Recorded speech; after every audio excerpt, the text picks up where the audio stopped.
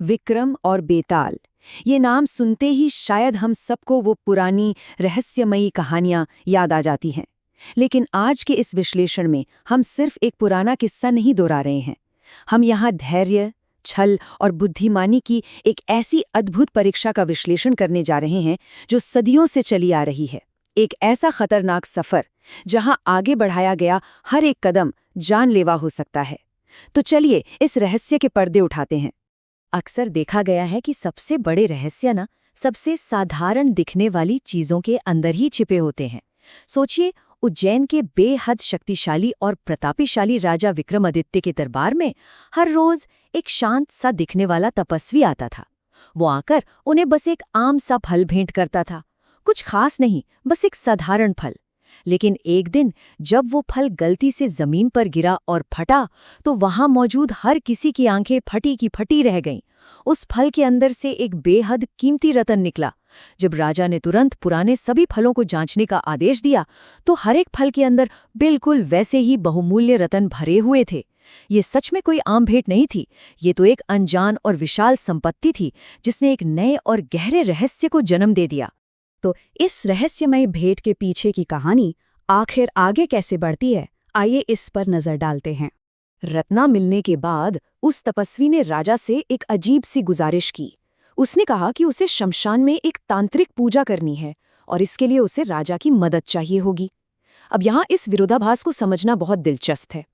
एक तरफ है उज्जैन का वो शानदार राजदरबार जो पूरी तरह सुरक्षित है, समृद्ध है, जहाँ हर चीज एक नियम से चलती है, और दूसरी तरफ एक अंधेरा, बेहद डरावना और खतरनाक शमशान। तपस्वी की मांग छोटी मोटी नहीं थी। उसने राजा से उस भयानक शमशान में अकेले जाने और वहां एक पेड़ पर लटके बेताल नाम के एक प्रेत को उठाकर लाने को कहा। सोचिए, एक ऐसी स्थिति जहां एक सुरक्षित राजा को एक अनजान सन्यासी के लिए अंधेरे, डर और मौत के साए में उतरना पड़ रहा है। और यहीं से शुरू होता है शमशान और बेताल का वो खतरनाक सफर। लेकिन असली चुनौती शमशान पहुंचना नहीं थी। असली चुनौती थी बेताल की वो बेहद कठिन शर्त। राजा विक्रमादित्य ने अपने वचन का पूरा मान रखा। वो बिना किसी डर के उस घने अंधेरे शमशान में अकेले गए, पेड़ पर चढ़े और बेताल को पकड़कर अपने कंधे पर लाद लिया। पर एक प्रेत को इतनी आसानी से थोड़ी ले जाया जा सकता है। यहाँ एक ऐसी कंडीशन सामने आती है जो किसी का भी दिमाग हिला दे। बेताल ने कहा कि इस अंधेरे रास्ते में वो एक जटिल कहानी सुनाएगा, और शिकंजा ये था कि अगर राजा कहानी सुनने के बाद पूछे गए प्रश्न का सही उत्तर जानते हैं और फिर भी मौन रहते हैं, तो उनका सर तुरंत फट जाएगा। जी हाँ, बिल्कुल टुकड़े टुकड़े। लेकिन अगर उन्होंने मुंह खोला और उत्तर दे दिया, तो बेताल उनके कंधे से छूटकर वापस उसी पेड़ पर जा लटक जाएगा। ये बस एक शर्त नहीं थी, ये शब्दों और चुप्पी का एक पूरा मनोवैज्ञानिक चक्रव्यूह था। अब इस नंबर पर गौर कीजिए, 24। ये बड़ा सा अंक 24 अपने आप में एक थका देने वाली दास्तान सुनाता है।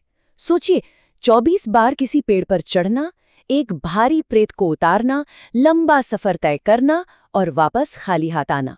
आज के समय में हम थोड़ी सी परेशानी से थक जाते हैं, लेकिन राजा विक्रमादित्य ने कंधे पर बेताल को लादा, उसकी लंबी और उलझी हुई कहानियां सुनी, अपनी बुद्धिमानी से प्रश्नों के बिल्कुल सटीक उत्तर दिए, और शर्त के मुताबिक उनके बोलते ही बेताल हर बार वापस पेड़ पर उड़ गया। एक या दो बार नहीं, पूरे 24 बार ये निराश और दिमाग को निचोड़ देने वाला सिलसिला चलता रहा। ये संख्या दरअसल राजा के अटूट दृढ़ संकल्प का सबसे बड़ा सबूत है। और उसके बाद आती है वो आखिरी 25वीं कहानी, जहां राजा का मौन सब कुछ बदल देता है। देखिए, हर लंबी यात्रा का एक टर्निंग पॉइंट जरूर होता है। 25वीं बार जब राजा ने बेताल को उठाया और बेताल ने आखिरी कहानी सुनानी शुरू की, तो पिछले 24 बारों से बिल्कुल अलग परिणाम आने वाला था। यहाँ इस परिभाषा पर ध्यान देना जरूरी है। यहाँ मौन का मतलब डर कर या हार मानकर चुप रहना नहीं है। ये एक रणनीतिक शांति है, एक ऐसी चुप्पी जो तब चुनी जाती है जब सच में किसी प्रश्न का कोई स्पष्ट उत्तर पता ही ना हो। ये 25वीं कहानी इतनी ज्यादा उलझी हुई और नैतिक रूप से जटिल थी कि एक बेहद बुद्धिमान राजा के पास भी इसका कोई साफ जवाब नहीं था, और इसलिए वो पूरी ईमानदारी के साथ चुप रहे। और शर्त के अनुसार इस बार उनका सिर नहीं फटा, क्योंकि वो वास्तव में उत्तर नहीं जानते थे। सच कहते ना, कभी कभी जहां ज्ञान काम नहीं आता, वहां सच्ची शांति काम कर जाती है। और इस ईमानदार चुप्पी के बाद जो हुआ उसने तो पूरी कहानी ही पलट दी। बेताल ने राजा से प्रसन्न होकर एक बेहद चौंका देने वाला रहस्य उजागर किया। उसने कहा, राजन, वो तपस्वी एक ढोंगी है। वो तुम्हें मारना चाहता है ताकि वो सिद्धि प्राप्त कर सके। ये सुनते ही जैसे पैरों तले जमीन खिसक गई हो। जो सन्यासी रोज दरबार में आकर बहुमूल्य रत्न दे रहा था, जो इतना भला दिख रहा था, वो दरअसल एक शातिर दुष्ट तांत्रिक था। उसका असली मकसद देवी की कृपा पाना नहीं था, बल्कि खुद राजा विक्रमादित्य की बलि चढ़ाना था। ये प्लॉट ट्विस्ट किसी मूवी के क्लाइमैक्स से कम नहीं था। आखिरकार समय आ ही गया उस ढोंगी तांत्रिक के अंत का। चलिए समझते हैं बेताल की वो चेतावनी कैसे काम आई। अब कहानी अपने बिल्कुल आखिरी पड़ाव पर है। बेताल ने राजा को जो मास्टर प्लान बताया वो सच में कमाल का था। देखिए खेल पलटने की रणनीति क्या थी। पहला स्टेप, दुष्ट तांत्रिक राजा का स्वागत करके उसे देवी के सामने प्रणाम करने के लिए झुकने को कहेगा, जो दरअसल बलि देने का असली बहाना था।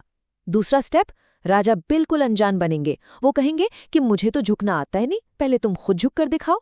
और तीसरा और आखिरी स्टेप, जैसे ही वो अहंकारी तांत्रिक प्रणाम करने के लिए अपना सर नीचे करेगा, राजा अपनी तलवार निकालकर उसका सर धड़ से अलग कर देंगे। और यकीन मानिए, बिल्कुल वैसा ही हुआ।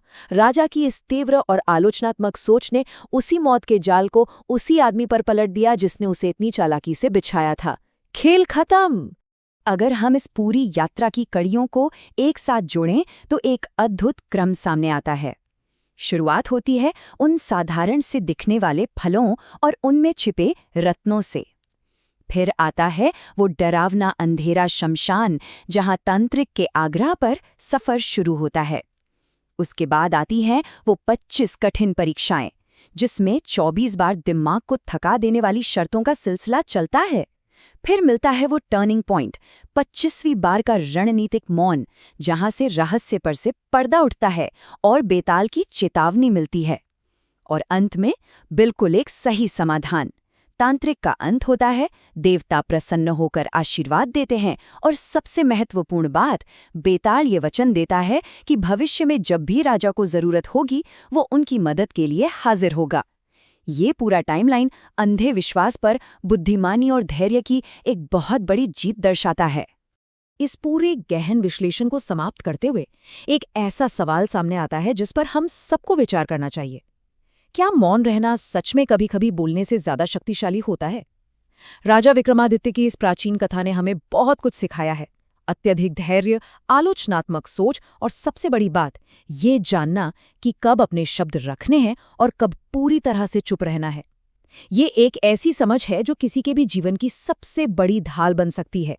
किसी ने सच ही कहा है, अगर बोलना चांदी है तो कभी-कभी मौन रहना खरा सोना होता है। आज की इस चर्चा में साथ जुड़े रहने के लिए बहुत बहुत धन्यवाद। अगली बार मिलते हैं एक और नए विश्लेषण के साथ।